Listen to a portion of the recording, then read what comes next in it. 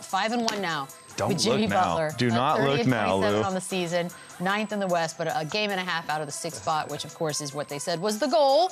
Boogie, the Jimmy Butler experience. We knew it would be nice at the top, but contenders, no, right? I was thinking about it. You did think about it, huh? Originally, I thought they got better. I didn't think this was a move that would, kind of put them over the hump. But, I mean, you hear the way their leaders of the team are talking.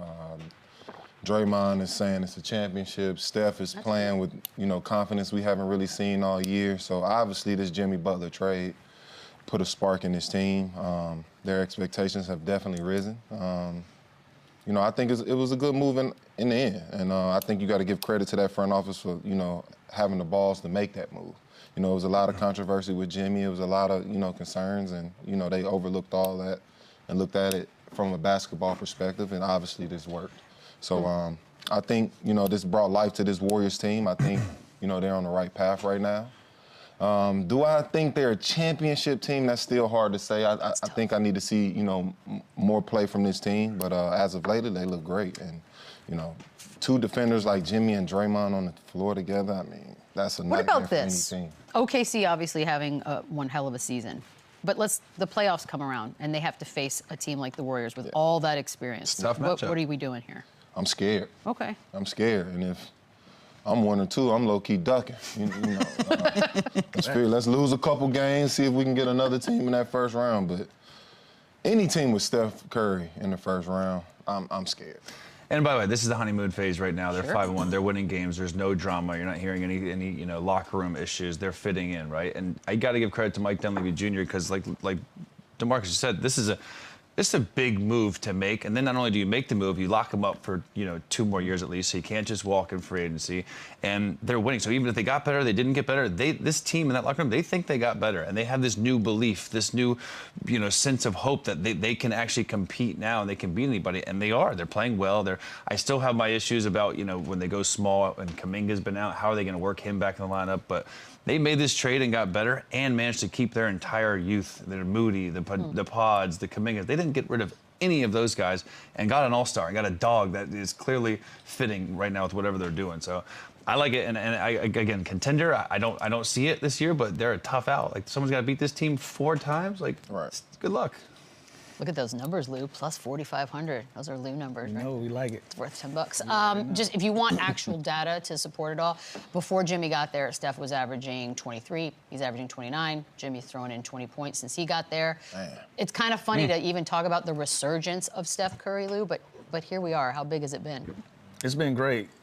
Jimmy brings something to the table that Steph hasn't had. He has somebody that can slow everything down in the half court. When you're chasing Steph Curry around, you can throw it in the post. Not only can you throw it in the post, you got somebody that's going to draw free throws, that's going to slow the game down. That's something that they've never had before. Like, other than that, you have guys in that position that are going to be screeners, they're going to be role players. Now, Jimmy is somebody you can give him mid-post right here, as you can see, getting to the rim. Never had that before. He's never had somebody to play and to slow the game down, to take so much pressure off from inside of the three-point line. Obviously he and Clay, Splash Brothers and all that, that's the three-point line. But in half court, when it's really game crunching time, I'm trying to watch my language here, when it's crunch time to win games, you can throw the ball to Jimmy 16, 17 feet away from the rim and take pressure off of Steph. You can't double, you can't help. And then once you do, you're giving the ball to number 30, he can do whatever he wants to. That's worth 6 more extra points in the game. And also, like Boogie just alluded to, is toughness, right? He hadn't had, since Andre Iguodala, they haven't had a defensive core of guys that can go out there and guard and take so much pressure off of him, and it's helped. It's a great point that Lou makes, too, because they have to guard Steph Curry accordingly with the threat that they can't just switch anymore and put a small guy, because there's mouse in the house. They're giving the ball to Jimmy Butler off the block post-up every single time they switch. So their offense is constant moving, constant coming off screens and flares. They can't just jump out on a point guard because now they're just going to literally throw the ball to Jimmy. He's going to get to the foul line 18 times a game, and that's just another threat that Steph Curry hasn't had. So, yeah, it's the movement, it's the shooting, but this is a different dynamic that just looks like a breath of fresh air for him to have. I think we're forgetting, too, this is actually something Steph has had before, and it was Kevin Durant. And they were pretty good. Yeah, and we saw the results of that. And I'm not saying Jimmy Butler is Kevin Durant, but it's the same model as far as, you know, being able to slow the game down in half-court offense and, you know, have that option to take you home. But you had to rely on that jump shooting ability. Like KD don't get to the line like a Jimmy Butler gets to the line. That's what I mean by not having that threat. Obviously, Kevin Durant is Kevin Durant, but KD, you're relying on jump shots the same way Steph Curry's relying on jump shots. With Jimmy, he don't have to make shots. He's gonna get 2 free throws out of it. Absolutely. And they're going back down the floor, and he's gonna defend on the other end as well. We need a video moment here because the Warriors are up 25 at this point in the game, and Draymond had himself a little show, if you will. Little nap, if you will. I had time. You know what? I love this. More beef, more rivalries, more All built. It is. Yeah, more of this. No problem More at of all. this. Yeah. I have no issue with it. But when it comes back around, too, though, you can't be mad. That's my only thing. Is my boy Pat Bev responsible for the belt to ass thing? Is that originally from him? I think that's I might be did see him. speaking My out guy of from Houston. I don't know his I was name. about to It's a say- Hooper from Houston. It's a Hooper from Houston. Okay, I don't know his I name. might be speaking out of class, but Pat Bev was one of the first people that I heard or played with. He's been saying that for years. how long? He's been since we were teammates. He's been Whoa. saying Blood, that. roll tide? Yeah, How come it's just now getting all this? Who knows? It's been around him. I mean, I've heard. I don't know. But Beadle, like you said, they're 5-1 right now. But just like Tyrese Halliburton hit the Dame time, Yep. like they're winning right now, so they can do this. But things change quickly. You in this don't get to league. get mad, that's so all. you don't get mad when they're putting you to sleep tomorrow night.